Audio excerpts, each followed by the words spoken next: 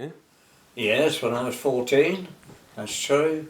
Apprenticed to a firm of brothers. The family in which I was born were all builders.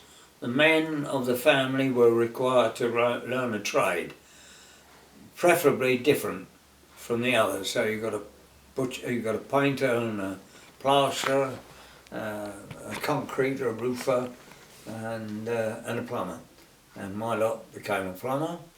But in effect, we did extend over to the other trades, so it was a fairly good grounding.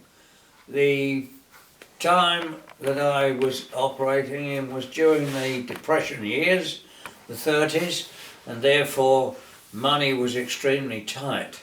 And the firm itself was run by my grandfather and probably had about 20 in, most of the men were painters, and they were hired on a weekly basis. That is to say, on Fridays they got paid and they'd assemble outside the office, and he would say to the men, I shan't be needing you or you and you, but you I will require. And in particular one man was an old painter who was deaf. Needless to say, he was called Deafy. And when grandfather used to say, I won't be requiring you, Deafy, Deafy would say, that's all right, I'll be there, Governor. You couldn't sack him. Anyway, as I grew up, there was a firm operating also in the vicinity. I left the auspices of the family business and went and did an apprenticeship with 5 brothers, Heath brothers. They were very hard working, and that meant I was also hard working.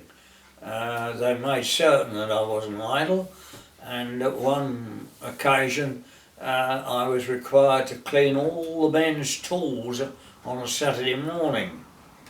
In this case there was only 2 men in and everything was polished and shown, and I went to the boss and said, I've got nothing to do. He then said, you've said that and it's the last time I ever want to hear it. Yeah. He said, you just move. Even if you've got a bit of cotton waste in your arm and you move, you do not stand still, you do not say, I've got nothing to do. And to this day, I've stuck to that principle. From there on, we progressed through one of the brothers to the other brother as I got more and more advanced, until I was just coming up to 18, when of course the Second World War was imminent. And it was apparent in the year 1939 or 40 that Hitler was in fact out to conquer the world. At the time, in my spare time, I was a sea ranger. Now this involved cycling up from Willesden, where I was born, to the embankment of the Thames just below Tower Bridge. And there was a ship that had been used by Captain Scott, Falcon Scott, of the Arctic, to take his first expedition. This was not the one in which he perished, but the previous one. And that was a monument, but it was required to be maintained in good condition, particularly all the rope work, the cordage and the varnish work on the decking, and it was my lot to help to do this, and many's the time I slept in the same cot the Captain Scott would have occupied. Yeah, okay. When the war broke out, there was a period of some nearly 12 months in what we called the false war. Nothing much happened. Yeah. But nevertheless, they were desperately short of men in the forces. Most of the reservists were called up, men who'd served their time and had taken a pension, but they were required to remain on call for a further 5 to 7 years. Yeah. And it was mostly those men that I was with. And they were in the Navy. We were asked if we would assist the Navy in that case. Because we were still underage, we were volunteers, and we were given the opportunity of resigning, declining further service until we became of age. At the time we were all on the bus, some 40 of us, and approaching the dockyard at Chatham, the petty officer in charge on the bus said, "Does anybody want to get off?" And at that time the bus was doing apparently about 80 k's. So needless to say, nobody got off. So you all volunteered from there All on? volunteers, and it was apparent that I'd got the wrong note because I'd invested 50 bob in a brand new light grey suit made by Messrs Burton and Company. And when you, for the first week, you got no uniform, you were required to carry out the work that was aligned to you in your civilian suit.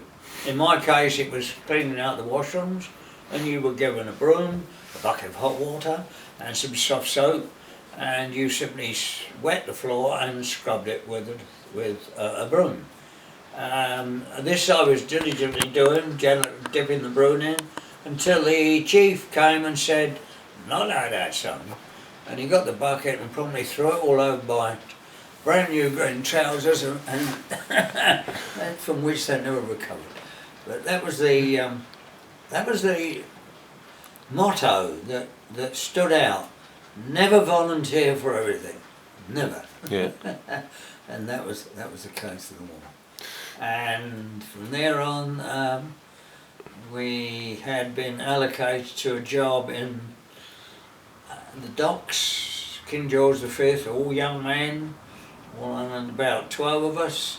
Would we care to join the Navy? Yes, we would.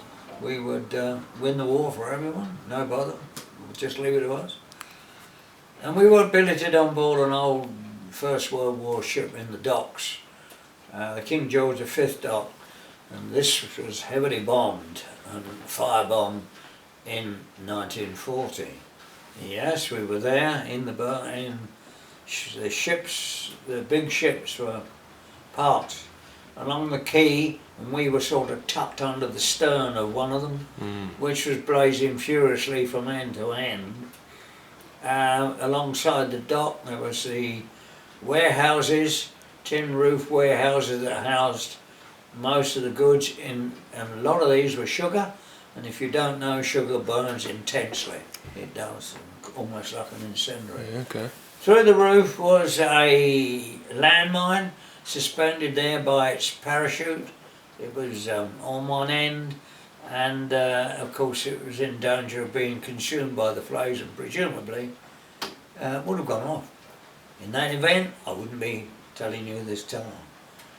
And the lads were sitting in the wardrobe, which was the upper part of the boat. She was a good English oak, 2 inches thick, and the response to somebody saying, "There's a bloody landmine hanging in the door, what do we do?" And somebody said, "Shut the bloody door," which of course we did, and we survived that lot there. But the victuals were supplied by the hospital ship, fire floats, an ambulance crew that were operating, the police on the Thames, were all situated in Woolwich, which was a big depot, and the food was issued on a weekly basis to us by a little Irish lady who had a whole team of 40 cooks under her,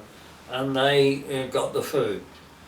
We were required to row from the King George V dock to Woolwich, which was a good mile and a half, either with or against the tide according to the time of day. The tide used to run up to 7 knots per hour, which is considerable, and it meant a lot of effort in rowing up to get to this depot. In any event, the old Goddess, the ship that we were billeted on, was lit by a little petrol engine that supplied the lighting. The engines of the boat were two Gardner diesels, quite massive things, and they've not been operated for years. She'd been towed there. We managed to scrimp and save a little bit of petrol from each week's lighting until eventually we got enough to start the diesels. We were determined to sail this old ship up to Woolwich and proudly display the ship to Mary, who was the cook, another Mary, who was the cook, the Irish cook, and we were determined to show us how we could win the war. We got the thing out of the docks when the river was mined. Now that meant the river was closed simply because it was the policy of the Nazis to drop mines in the water during the night hours, and the convoys that made their way very haphazardly across from the Atlantic, suffering losses, congregated at the mouth of the river known as the Moor, and they would have to wait for a full tide because there wasn't sufficient depth of water in the Thames to allow a big ship to go from there up to the docks, which was inland some way. As a result, if they mined the river and the ship hit a mine, it would effectively block it. No ships could get out. They just sat there and waited for the bombers to come over, and so they achieved their object and they got sunk at their mooring. And the policy of the organisation, the Royal Naval Auxiliary Patrol, was to keep a watch. Along the river was a series of ships, old ships, very similar to the Victory, training ships, wooden one, and also forts of Cliff and Hoog, mine watching. They would position themselves in 5 or 6 different areas at a particular section of the river, and you could hear the bombers coming in and see the parachute and blowing. So by marking the point at which it entered the water from 3 or 4 different ways, you could pinpoint it. Then the mine sweeper would come along and sweep the mine, and the ships would come up satisfactorily. So this is when the river was closed. We sallied forth into the river, flying the white ensign, therefore senior service, nobody could stop us.